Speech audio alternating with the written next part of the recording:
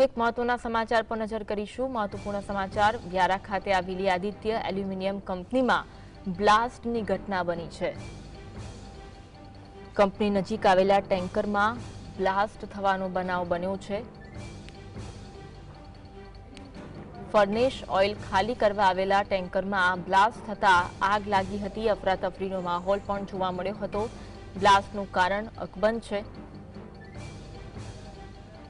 Blast કેવી રીતે લાગ્યું તેનું કારણ હજુ અકબંધ છે। બ્લાસ્ટ થતા એકને ઈજા પહોંચતા સારવાર અર્થે હોસ્પિટલ ખસેડવામાં આવ્યો છે।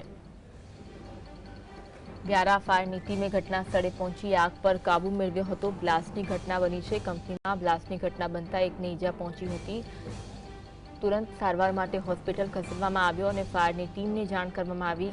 બ્લાસ્ટ થતા આગની ઘટના બની હતી। અફરાતફરીનો માહોલ પણ જોવા મળ્યો હતો। ઈજાગ્રસ્ત વ્યક્તિને 108 મારફતે હોસ્પિટલ ખસેડવામાં આવ્યું હતું। ટેન્કરમાં બ્લાસ્ટની ઘટના બની હતી અને આગનો બનાવ બનતા અફરાતફરીનો માહોલ જોવા મળ્યો હતો। વ્યારા પાસે બ્લાસ્ટનો બનાવ બન્યો હતો।